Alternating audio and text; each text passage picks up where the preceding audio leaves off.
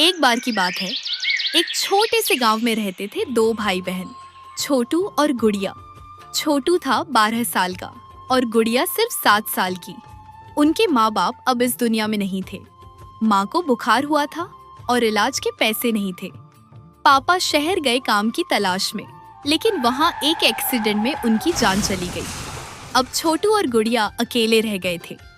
उनका घर भी मिट्टी का था और छत टपकती थी जब बारिश होती थी। खाने को रोज नहीं मिलता।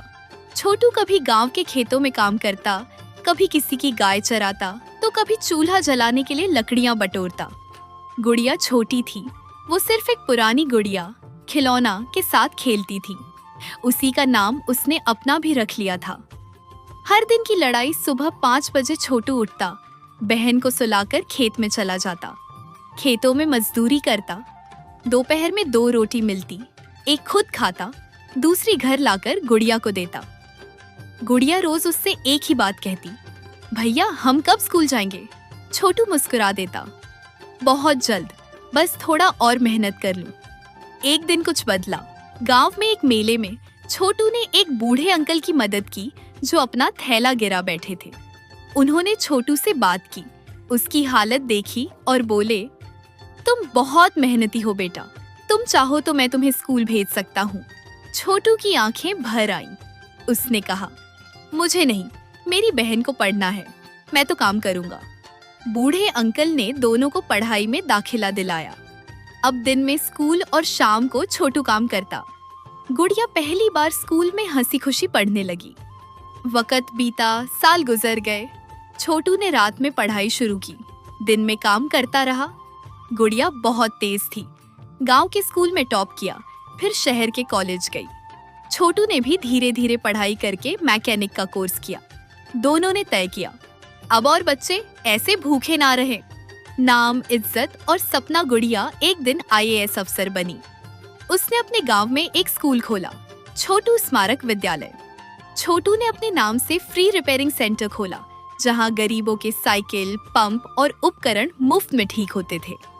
अंतिम दृश्य, क्रोमाटून क्लाइमैक्स सीन। एक बड़ा समारोह हो रहा था। मंच पर छोटू और गुड़िया खड़े थे, भीड़ ताली बजा रही थी। एक बच्चा पूछता है, छोटू भैया आपने कभी हार नहीं मानी? छोटू मुस्कुराता है और कहता है, हारते वो हैं जो बहनों की मुस्कान से बड़ा सपना नहीं देख पाते।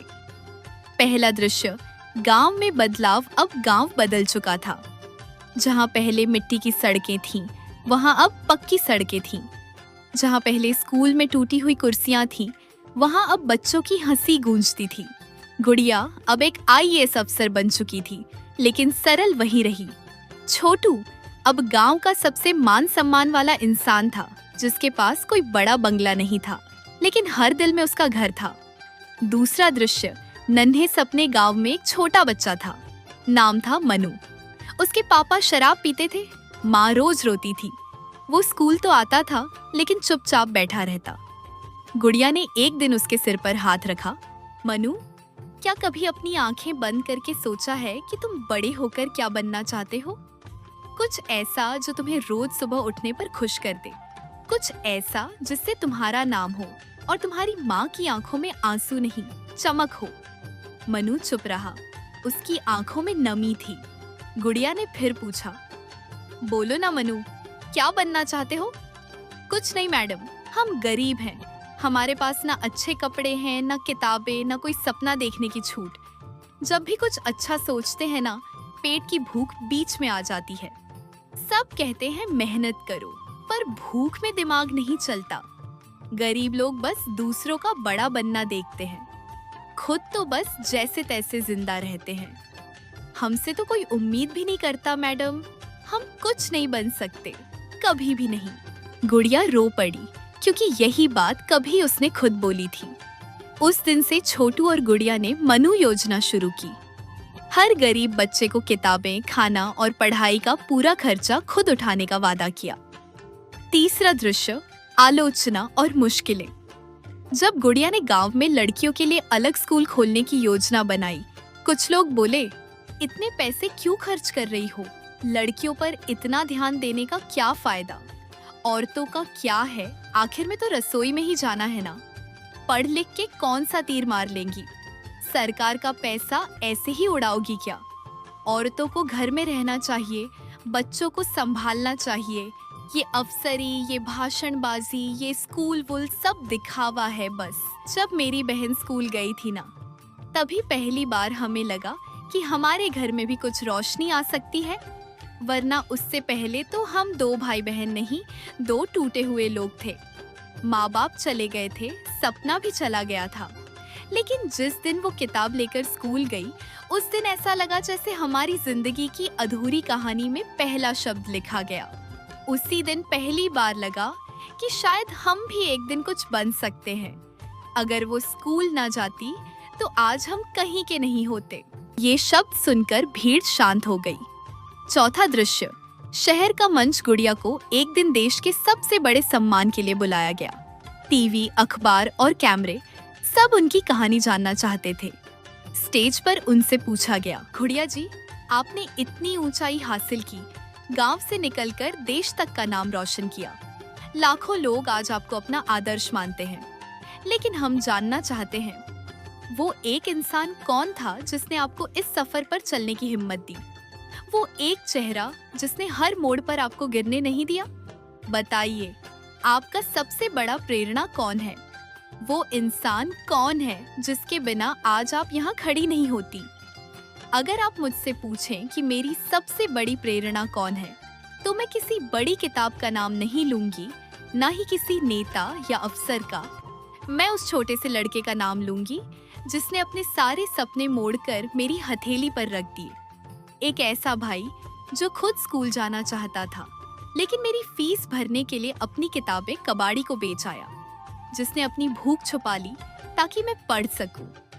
जिसे सबने कहा, लड़कियां क्या करेंगी पढ़ के, लेकिन उसने जवाब नहीं दिया, बस मेरी चप्पलें सी दी और कहा, तू बस स्कूल जा बहन, मैं देख लूंगा दुनिया को। मेरा भाई छोटू वही है मेरी सबसे बड़ी प्रेरणा। अगर आज मैं इस मंच पर खड़ी हूँ तो इसलिए नहीं कि मैं बड़ी हो गई हूँ, बल्कि इसलिए कि एक छोटा बच्चा, मेरा भाई, मेरे लिए बड़ा बन गया। पांचवा दृश्य, आखिरी सपना। अब छोटू और गुड़िया ने छोटू गुड़िया फाउंडेशन शुरू किया। गांव-गांव जाकर वो ढूंढते हैं ऐसे बच्चे जिन्हें कोई नहीं देखता, जो कोनों में बैठे रहते हैं, रोते रहते हैं, पर जिनमें बहुत दम होता है। हर बच्चा जिससे वो मिलते हैं, उनकी जिंदगी बदल जाती है। अंतिम दृश्य, बच्चों की आंखों में उजाला। एक छोटा बच्चा हाथ जोड़कर कहता है, छोटू भैया, गुड़िया दीदी, हम बड़े होकर क्या करें? छोटू मुस्कुराकर कहता है, तुम बड़े होकर किसी और मनु की जिंदगी बदलना, क्योंकि असली नाम कमाना दूसरों को नाम देने से होता है। बाजार में भीड़ थी। लोग एक दूसरे को धक्का देकर सब्जियां खरीद रहे थे। उसी भीड़ में छोटू अपने दोनों हाथों से एक कटोरी दाल पकड़े खड़ा था। उसके चेहरे पर भूख भी थी और उम्मीद भी। उसने पैसे दिए और दौड़ता हुआ घर लौटा। घर में गुड़िया किताबों के ढेर के पास बैठी थी।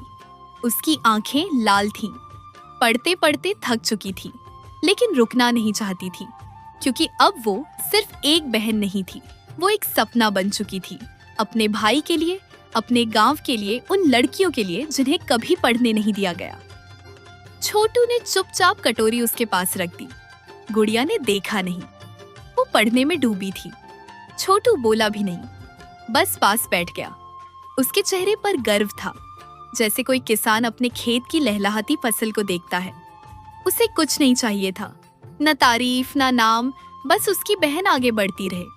गांव में अब लोग बातें कम करने लगे थे। जो कभी कहते थे लड़की पढ़कर क्या करेगी, अब वही अपनी बेटियों को गुड़िया जैसा बनने का सपना दिखाने लगे थे। एक दिन स्कूल से फोन आया। गुड़िया को राज्य स्तरीय प्रतियोगिता के लिए चुना गया था। भाषण, लेखन और समाज सेवा में उसके काम को पहचान मिली थी। छोटू ने कुछ नहीं कहा, बस उसी दिन अपनी मजदूरी के पैसे एक थैले में डालकर निकला किताबें खरीदने। जब वो लौटा तो गुड़िया चुप थी। उसकी आंखें छलक रही थी। उसने पूछा, भैया तू इतना क्यों करता है मेरे लिए? छोटू ने जवाब नहीं दिया, बस एक पुरानी फोटो उठाई माँ बाबा की और बोला, मैं उनका सपना पूरा कर रहा हूँ गुड़िया, और तू तू मेरा सपना है। उस दिन पहली बार गुड़िया ने खुद को आईने में देखा और सिर्फ एक लड़की नहीं, एक उम्मीद दिखाई दी।